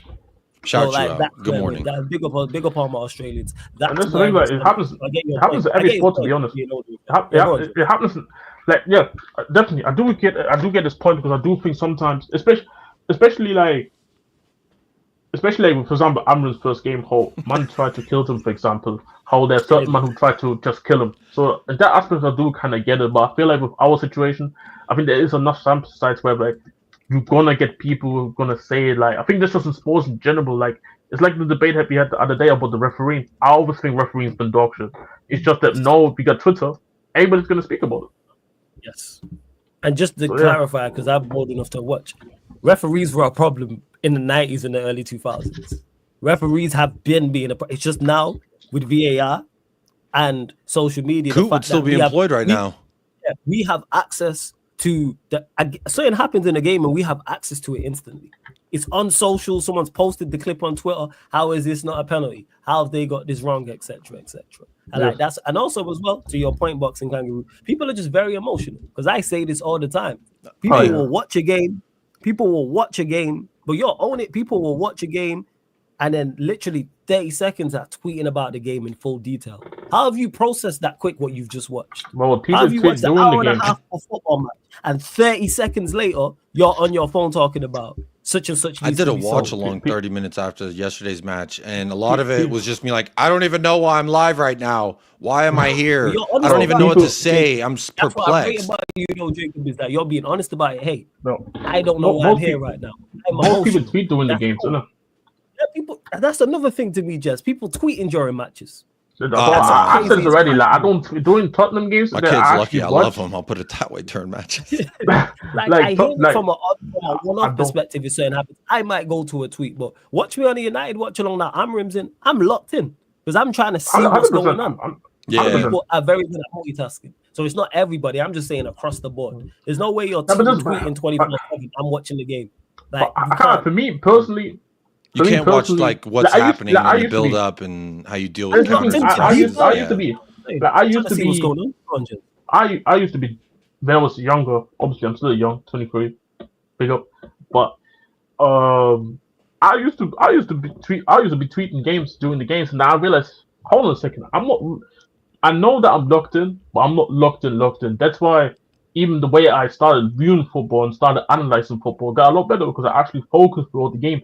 But I hate mustard. Come on, bro. But I hated the fact that I couldn't focus through games, and I realized since I stopped tweeting when Tottenham plays, I see little things that I'm seeing. I see some bullshit that I actually like.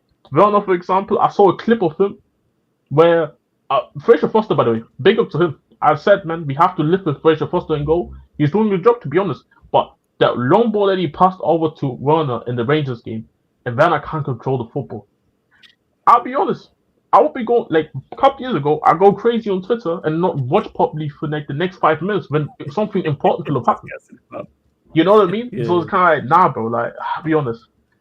I don't know how people do that personally. Tweeting in the middle of the game, especially if your own team plays. Like, if it's another team, I kind of get it. To be honest, team, yeah, I hear it. Like, I do it during other team because I'm not as locked in, so I hear that. Yeah. But like, I'm just trying to. But you lot continue to run up the lights before we close out. Switching lanes from Spurs. I'm saying Manchester United obviously got the dub in the Europa League as well against Victoria Pilsen. Jez mentioned it already in regards to the criticism that. Hey, shout out Victoria Pilsen. My boy Zdeněk Ondrasik used to play there. They got Victoria Pilsen, man. They give us a game well organized. First half, said it already. We were woeful in terms of going forward, and that's been a common theme with Amorim and like how he settles up. Us keeping the ball ain't been the issue. We've actually got half the battle done. We've been dominating possession. The problem is just our lack of quality, and that's why we keep the ball and do not look threatening, because that first half was woeful from an offensive standpoint. Yeah, like, and that's where we've been, and that's why I praised Amorim, because people are like, oh, has he made improvements? He's done way more good than he has done bad. The fact that we can now keep the ball is a step in the right direction. Major step, because we used to play with the ball like it was a hot potato, like it was a grenade. However, the lack of quality will still show, and that's why I said that. First half was woeful, but second half, we stepped it up, and all we did was move the ball quicker. That's where the 2 goals came from. Bruno wasn't at his best, but props to him. It was 2 quick free kicks that got us well. The second one was a quick pass into Højlund. Touch not the best, good finish though. And then the quick free kick from near the edge of our area. He played a quick 1-2 into Anthony Diallo, who was quiet, good piece of skill, takes a deflection, Højlund taps it in, and we equalize. And we should have been out of sight in that second half. Again, props to Amorim, got his subs right. Højlund made a difference. He scored twice, and he should have scored more. You should have scored more. Mount should have scored twice, but Mount, that's the bars on the floor, but that's the best I've seen him play for us in a strong minute, because he don't play too often, and when he plays, he just be out there running around. But Amorim, I think, will get it right, and it was an important win, especially with teams above us playing against each other. Rangers and Spurs being 2 of them. Frankfurt played Lyon, I think, and I think there was another game as well. So it was an important win for us to go into the top 8. I said go finish top 8. I said Manchester United should target this European competition. Important win, especially after the 2 losses in the Premier League as well, in particular the Forest one. So I'm not gonna lie, I haven't even looked at the Europa table, and now I'm actually a little bit more pissed off that you've mentioned you've officially gone, because we are right there. We're like, oh, maybe we can get out of the fucking water. No, the swamp monster has drug us back in. That's the thing, like, considering the next 2, Elfsborg and Hoffenheim, they're not bad, but they're also not great either. Like, it's one of them ones where we can definitely go there. It's gonna be, if we play the way we play now, we can still win, but because we're gonna make it more difficult for ourselves at the moment, the way we currently play. But we can still win. Elfsborg though, they're gonna try and make it competitive. Like, one thing I've said about some of the teams, I even said flaws to the teams that United played, they're not necessarily great at all, but they give you hard games. It's like in basketball, where you can play against a team that's necessarily not talented as you, but they play hard.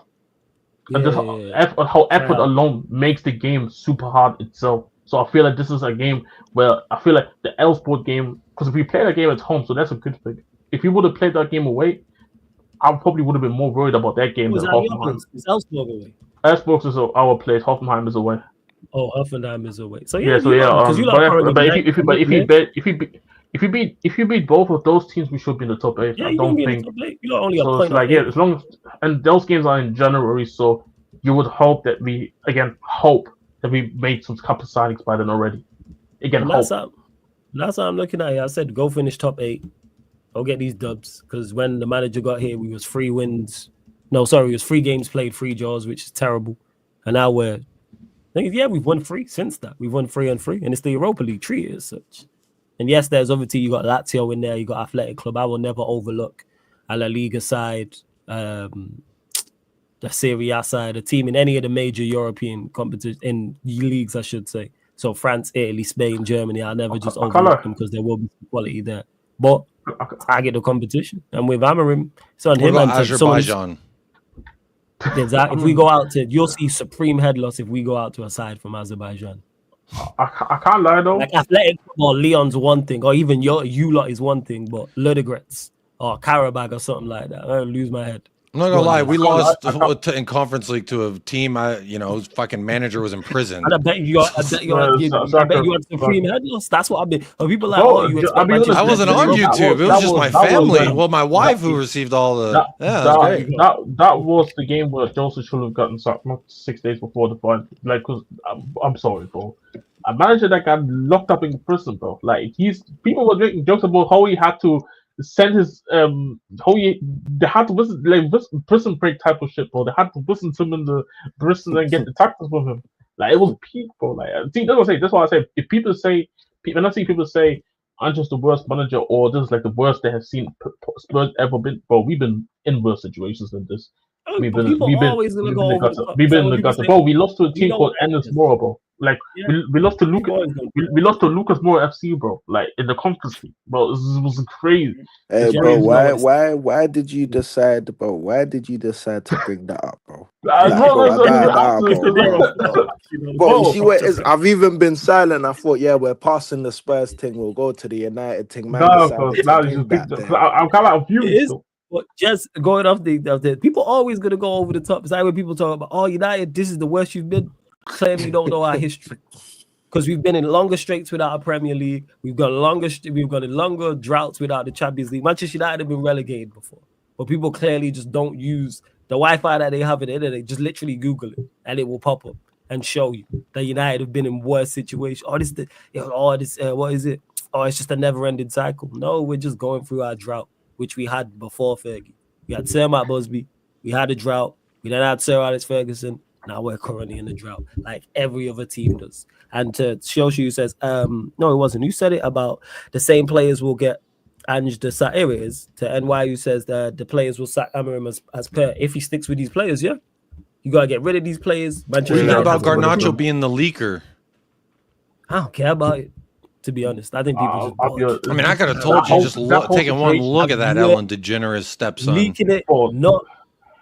Before, I don't care if he was leaking team sheets or not. How about you just perform better? That's what how about you just perform? That's all I care about. Like, such a flawless answer. Perform on the, like, to De Niro's mention about Werner and on the pitch. That's where I'm at with Garnacho.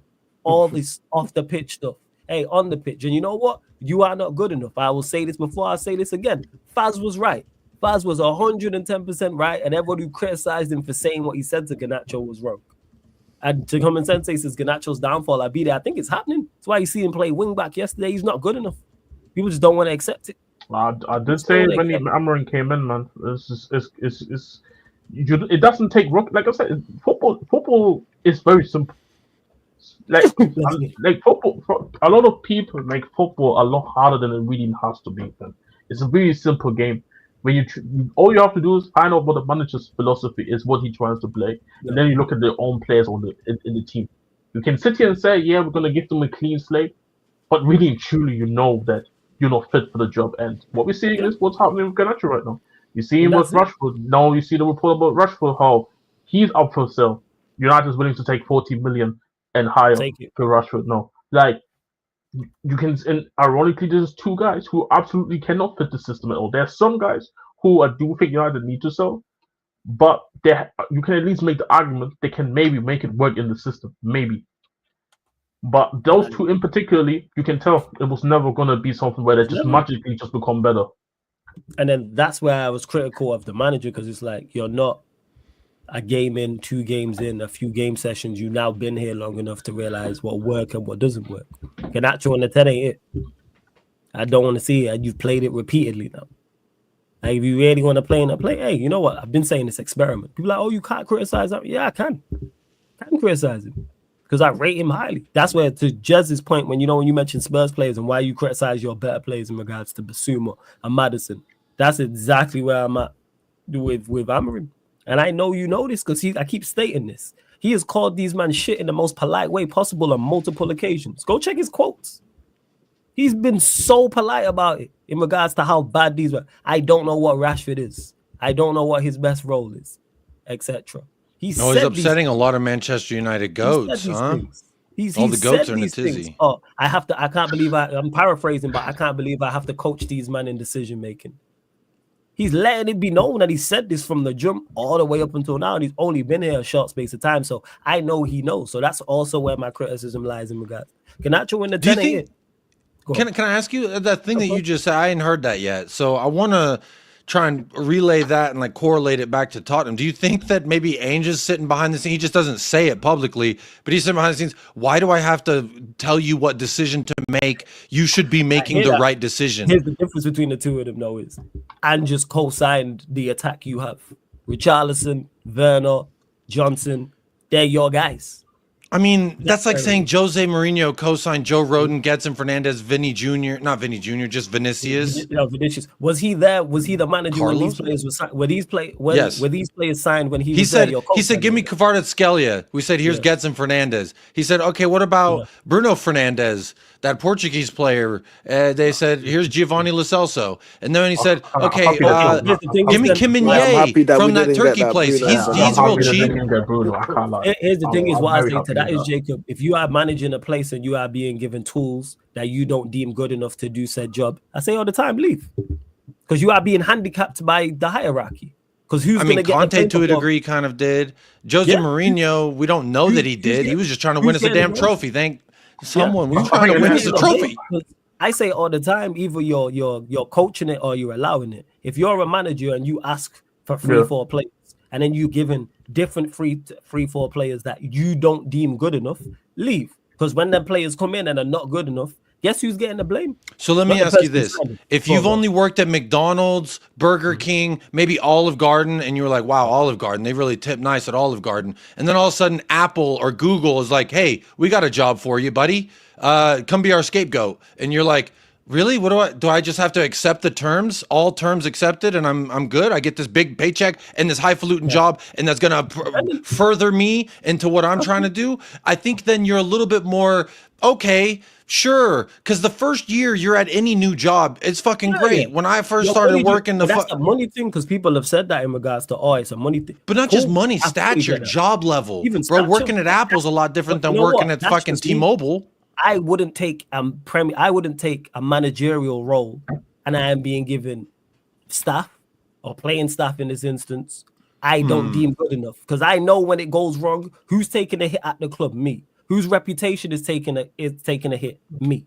So if you don't rate Werner, Johnson, Richarlison, you can say, hey, you know what? This job is not for me. You don't even have to do it messily. Hey, these players, you know what? You could just easily do the political thing. I'm having a difference of opinion with the hierarchy. So that's why I'm choosing to leave, because I don't think I could do the job as best as possible. One thing where I say of Conte, I think he put out this record straight that Jed wasn't his signing. I remember he said he's a good player, talented player, but it's a club signing. Once you start doing that to me, because I'm not hearing that from Amorim. So let's say we start moving out players. And in the summer, we bring in players the summer 2025, summer 2026. And then we're still, the season start 26-27, we're still performing poorly. We're still having the same issues. I'm not hearing from Amorim, these ain't my players, I didn't want these guys. No, they were signed. At that stage, it's like, you've been... It's you. Because if it goes well, you're taking the praise. You. That's how I'm looking at it. If you are the manager, I am looking at you to manage. If something is outside of your control, okay, that's outside, leave. Otherwise, you're sticking around. It's like, all right, I'm sticking around because I'm getting the money. Cool, you're still going to get criticism. The reason why with Amorim I'm not being as critical, these are not his players. He didn't say, all right, Rashford, new deal. He didn't say, let me Bruno, new deal. He didn't say, Garnacho from the youth system. He didn't say, sign me Anthony. He didn't go and get Højlund. He didn't go and get Xerxes. He didn't go and get none of these guys. But if the next 5 or 6 are all poorly, I'm looking directly at, hey, this is you. This is on you. But we'll see what going. But this is probably my biggest. I've been always Wagwan indeed. I will see. Yes. Talking about the Tottenham in that aspect of things with the ones over transfers, I think I've been putting it already on the record that I do believe you would imagine that Ange would have been at least there in those recruitment meetings.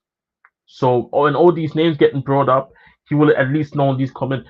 Even if I don't necessarily believe, for example, Werner, probably the only one that I generally believe that guys that were signed under him, that he. Bro, I know Germany's a beautiful country, but I'll tell you man right suggests Werner to me as a manager. I'm out. And this is where I want. This is the second time. This is where I was like, and this is where I wanted to go with it. This is what I want to go with. I don't even want you in the WhatsApp group if you suggest him. And this is what is that why I'm not in the group chat, Flawless? There was no group chat. There's no group chat. What are you saying? If there's a group chat, I'm not in it. So is this your sly way of talking? Because you are very sly with the way you say things. And I was like, is this a sly way of saying I don't want man in the? I'm talking about the hierarchy, like at Spurs. So I'm talking your DOF, recruitment, scout, etc. Like, and they're all right. We Spurs, and we're all in the Zoom call. Or we're all in the group chat and go, all right, we're looking for a winger. Okay, let's pull up some names. And people are suggesting names. Someone suggests Werner, like I'm like, yo, I want him kicked out. I'm telling you, but he's like, I want Neto and Desiree Dewey. No, like, we got you Timo and Odobert. He's like, I like Odobert. That's fine. And this is my issue. It's like, do I look and say again? Does not mean saying Ange takes all the blame for that. I'm saying partly, but the bigger issue is the fact is. The biggest issue is this club is all this. What is this? Like I keep saying this. There's hundreds thousands of footballers out there, and you tell me the best time that you could find in January was Timo Werner on the loan. Big up Sava, man. Love every time. You lot How make sure can you subscribe to Football Heritage TV. Big up Sava every single time. Says big up Flawless. Not saying I was right about how shit Ange was in couple of letters, but I was fucking right. Worst manager I've seen in Spurs by a mile, so we know where Savage. We're not getting relegated like we did. We know what's up. We know what's up. Big up Savage though. But what I'm saying is like, why are even these names coming here? Like, we are trying to play possession-based football, and you bring in names like Johnson and Werner to the discussions.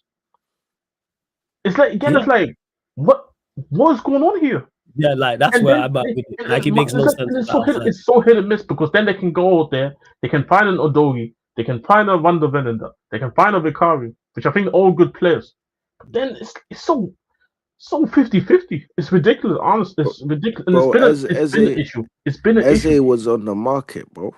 Eze was on the market, bro, and man decided to brush it, bro. But that's the thing, you know what it is like. The club didn't want to pay up for it. It's just, I think it's generally because they. But then man will pay 60 M's for Richarlison, bro. This is the bro. That's Conte's signing. No, that's Conte's signing. Conte wanted Richarlison. And that's where Conte should receive criticism for that. Like everybody in regards to Conte. And whoever co-signed that. I'm sorry. I'm looking at everybody involved in that decision making. So Jacob, you're the manager. Me, De Niro, and Jez have to sign off on the Richarlison deal. I am looking at everybody involved. That's both decisions. So it's not solely on him. You remember me. Like with Manchester United, like I look at some of the deals we've done, like they trying to pin all the bodies on Ashworth. It's like, no, you man co-signed this. You man decided to give him a new deal. Bruno, new deal. Sell Sancho for 25 M's. This is you man's fault. Don't just say it's. Where was you when he was doing this? You ain't just gonna do that. You probably remember that. All the bodies on him. Nah. This ain't power. You ain't doing that. Sorry, go on. Now, Flo, you will probably remember that since obviously I've been here on the channel for the longest now. Chat that know me for the longest. When we sat with Richarlison, you guys saw me how I never lost it. For me, it's like not only did you try and sign Richarlison, 60 million, bro. Do you know how many players I could have gotten you for 10?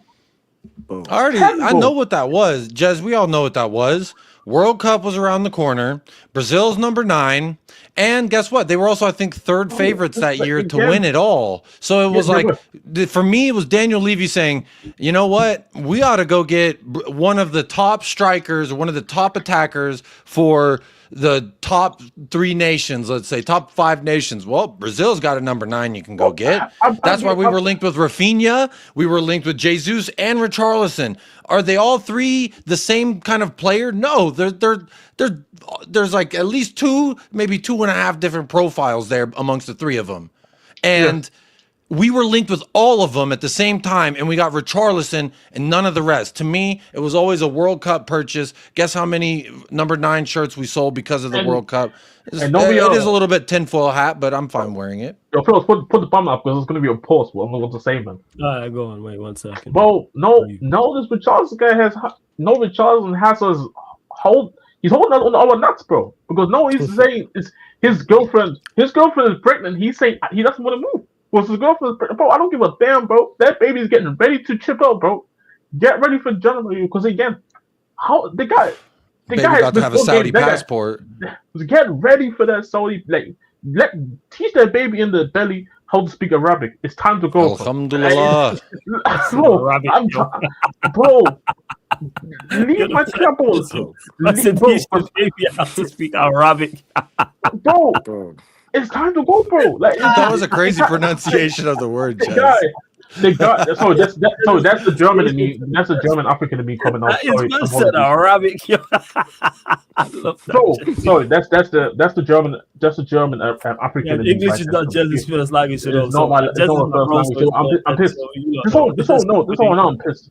This whole I'm pissed. It's like Arabic. I'm used like. Bro, because I don't get. I was. Again, it's so obvious. It was so obvious. Like the Johnson thing to me was obvious. Like the Richarlison thing is obvious. Like it's obvious it's not going to work. Why are we keep bringing these dudes to this football club? Okay, cool. Lucas Bergwall, youngster, has a great potential. Rated in Sweden. Oh, in my hemisphere. Archie Gray, one of the bigger English talents out there. Odegaard came from the PhD Academy. Young French Pele is what they told me. I hope, man. But bro, okay, these guys we don't know what they're gonna be right now because youngsters. But you can at least say there's something that you can maybe look forward to of what they could become at the football club if you manage them right. But Richarlison, again, it's like and people try to bring me the point is that he scored 15 goals for Everton. Like we have never seen guys at lower teams score goals because they're the main focal point of your team. And so and then make the upgrade to higher teams and where there's more talent, you're not gonna get as many looks anymore. How is that? Like it's like in the NBA. You can average 30 in the NBA, but you're playing for a shit team. It doesn't mean anything. What are you doing? What are you doing when the team's actually serious? What are you doing in the NBA if your team's actually serious? Show it to SGA, my fucking franchise player right there. But speaking of that, people, NBA, we will be doing Lakers T-Wolves after this, people, over on the playback. So if you want to watch along with us, you can have VIP passes. LA Lakers versus Minnesota Timberwolves versus LA Lakers. A big up to Savo. Please make sure you subscribe to Football Heritage TV. Big up Michael Jordan for whatever he did that led to Anthony Edwards being brought into the world. There we go. And in the Dominican Republic. Shout out MJ. Man wishes I was in the Dominican Republic as well, brother. But man has to stay in this dead country with this dead weather and watch Tottenham Hotspur and Timo Werner play, bro. So we're just gonna deal with that, bro. We're just gonna deal with that. Yeah, if you're gonna have to do that, at least have your toes in the sand, in the fucking Dominican Republic. Beautiful country. I love it there. Beautiful country. I'm saying I need to move out of here. Man, you need to go somewhere just and learn Arabic, man. It's your time. You know what I'm saying? Let me go somewhere where I'll prefer somewhere where it's snowing. Just saying. Oh yeah, we know. All right, on that note, make sure you run up the likes, hit the subscribe button. Please make sure you subscribe to United Spurs of America. That's Jacob's channel as well. United Spurs of America. So make sure you subscribe. Big up to De Niro, big up Jez as well. Like I said, get over to the playback, people. Fireworks and fuckery. That's what you We're get going- over at United Spurs of America. That is Fireworks crazy. and fuckery. We're going live in 5 minutes, people, on the playback for the Los Angeles Lakers Minnesota Timberwolves game. So we are like www.playback.tv/sarcasm. I feel numb when I watch any other sport lately. I'll be so honest. When Tottenham are doing well, I'm like cool, dipping my toes into other sports. But I'll be so honest. I tried watching basketball the last several nights. I'm just like, I feel nothing. I'm not even there. It's like, man. I'm not gonna say it. I'm not. You know what? I will say it. It's like sex with a condom. It's not even the same. It's not fun. Why would I put a trash bag over my head when going on a roller coaster? Hey, to everyone out there, practice safe sex, please. I beg. Don't and do drugs. That's what I've told you this whole show. The drugs, the unsafe sex. Fuck it, bro. You only live once. Don't YOLO it. It's not YOLO. I would like to Bro, say that if you're gonna drink Diet Coke, you may as well just drink the fucking Coke. I wish I could understand where you come from, Jacob, but my Thunders are actually hooping, so it's kind of like I gotta support it.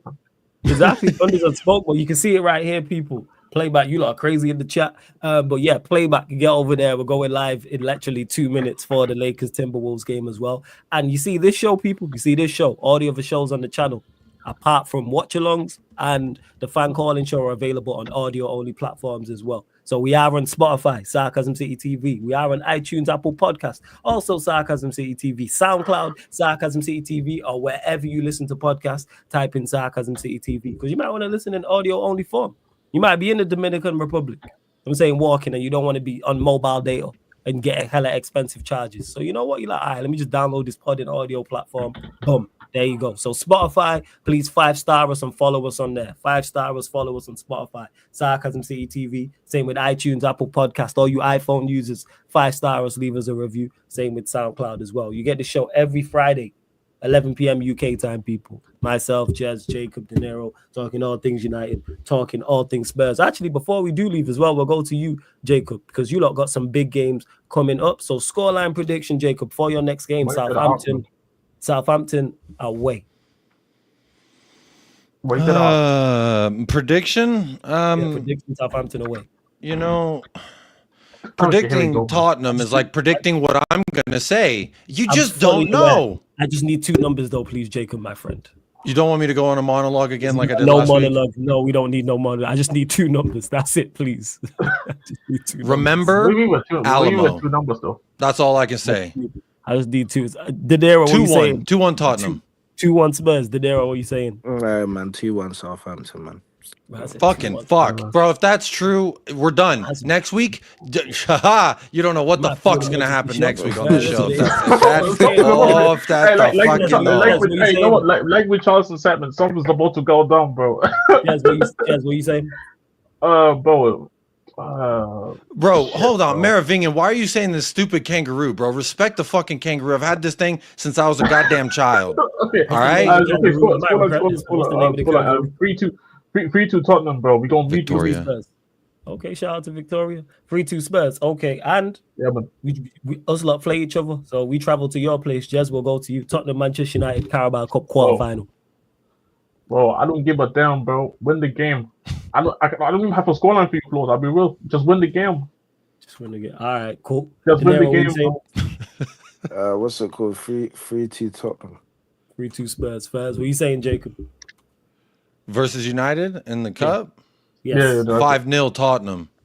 There we go. Love the delusion, people. We love it here. So big up. Okay. 6-1. We will be there. We will be there. Yeah, we will. Because, God damn it, we need that trophy more than you motherfucker. You had a meal last year and the year before. Let me eat. I will murder for meals. No, not in the slightest. Okay, we closing out anyway. Love to everyone that's locked in. 7-1. The United Spurs show. Mandem United talking that Tottenham talk. We're here every Friday, 11 p.m. UK time. Talking all things Manchester United, talking all things Tottenham Hotspur. But hey, if Spurs lose to Southampton, you may get the show earlier, people. I'm saying, forget lose, bro. Even if we draw the game, bro. A draw, you can flip a coin at that point. We draw if you flip a coin. I'll be honest. Get the job center papers ready, baby. Like, bro. Like, even if we draw, like, I need 3 points, bro.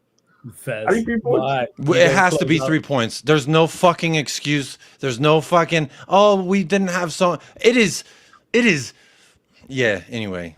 Big up, everyone. Make sure you like the fucking thing. I'm not speaking anymore. I'm not going to speak any further on that matter, bro. Like, get 3 points. Oh, wait, before you go, if he gets sacked, if he loses to Southampton, last question, do you man think he gets sacked? I think he's gone. If you lose to Southampton, no, because of the cup final or the quarterfinal. Okay, I think so I think that's the one. That's the last little string he's hanging on to. If we draw, if we lose, all bets are off, in my opinion. Okay, De Niro, what are you saying? If you lose to Southampton, you think he gets sacked? I think he's gone personally. But knowing that crazy body that sits in that Enoch place, you never know what can happen, bruv. That crazy body, bruv. I don't know, man. But if he, bro, yeah, bro. That crazy body is unpredictable, man. I've had enough. All right, we close it out. Love to everyone that's locked in again. Head over to the playback for the Lakers Timberwolves game. But this has been the Manchester United Tottenham Hotspur podcast, Man United podcast, meets Talking at Tottenham Talk. Talking at Tottenham Talk podcast live on the Sarcasm City TV YouTube. Thank you very much for tuning in, and we're redirecting over to that fraud, Dan Hassam. Salute.